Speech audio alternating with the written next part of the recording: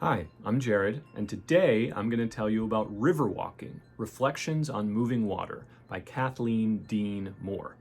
This book was published in 1995 by Harvest Books, and it's a short collection of brief essays and meditations on the author's experiences in and around, as you can tell, different bodies of moving water. So rivers, creeks, canyons, lakes, the Puget Sound, etc. In each essay, Moore sort of gives her exploration and her experience of fishing, rafting, swimming, canoeing, in and around these bodies of moving water with just herself, solo, or with family, friends, and at different points of her life. So you really get this kind of almost memoir flavor over the course of these brief essays that is both intensely human and intensely personal, but also intensely ecological. Moore is a nature writer, but also a philosopher, a mom. She's a wife to a biologist, and she's an avid outdoors person. So all of that really comes through. She meditates on themes of loss, of parenthood, of encountering the other than human world, in different ways, across different landscapes, in a way that I found just really breathtaking. Her style and her writing here is just really wonderful, and the sense that you get of these different landscapes is really profound. She clearly has serious and deep connections to these different bodies of moving water and how they've helped her just be human and experience life in different ways and feel connected to the broader world. But also, you can tell that they're a deep part of her life, and that they're a part of her family as well. So I have a few quotes I'm going to read from the book that really stuck with me and that will give you a sense of some of the different themes that she's exploring in the book, particularly some of her more philosophical and sort of personal themes. So in an essay on the McLaren River, she writes, "Who's to say that the healthiest people aren't the ones who are open to the landscape, responsive to the weather, in tune? I think it's good to change with the seasons and resonate with atmospheric pressure, deep and dark, like a cello. I think the most pitiful person on earth is the one who wrote the textbook on normality, the poor, climate-controlled soul who thinks mental health can be disconnected from the wind."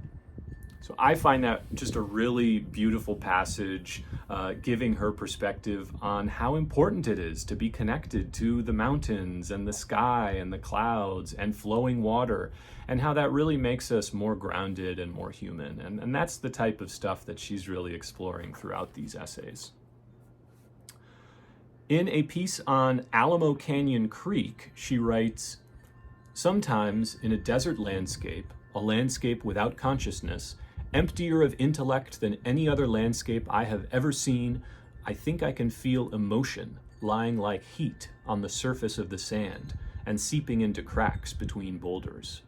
There is joy in the wind that blows through the spines of the saguaro and fear in bare rocks. Anger sits waiting under stones.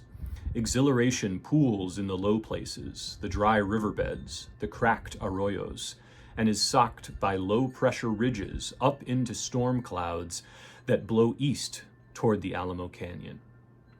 So what she's doing here is investing this desert landscape around her with emotion and with feeling and almost with personhood in a way that is really enchanting. She, in fact, is enchanting the landscape herself by kind of giving it a personality and thoughts and feelings.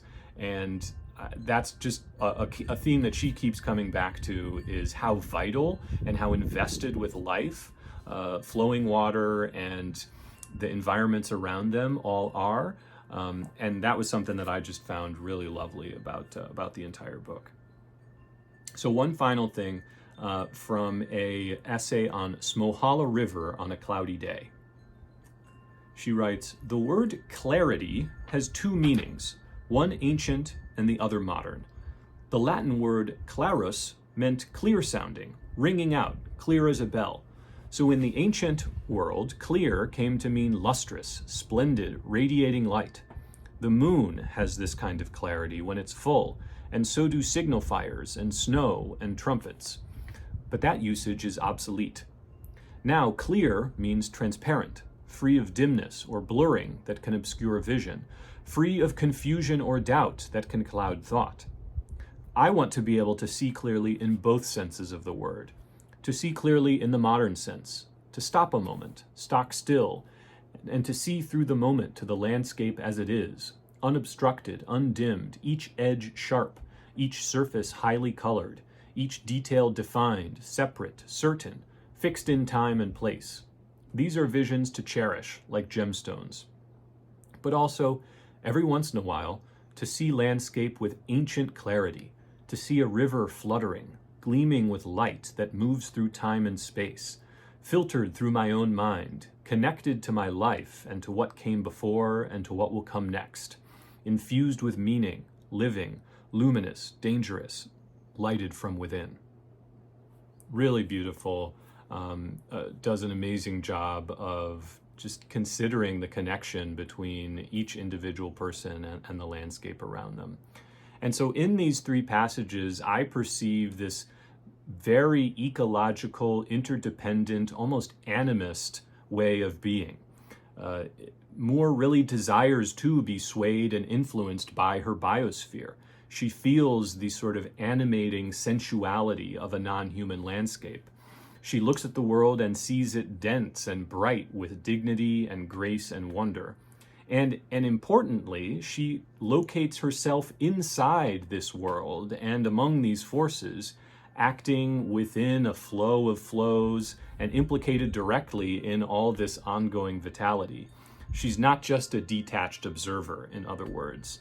She, in every moment, is becoming with the natural world, the living world around her. So I just really loved this book. It's an easy, quick read. It's fun to just read in different bits and pieces. I would love to read some of these essays and then go visit the rivers or the canyons or whatever that she experienced and try and experience some of it myself. So definitely go out and pick up Riverwalking, Reflections on Moving Water by Kathleen Dean Moore from your local bookshop. It's a great read. And thank you for watching.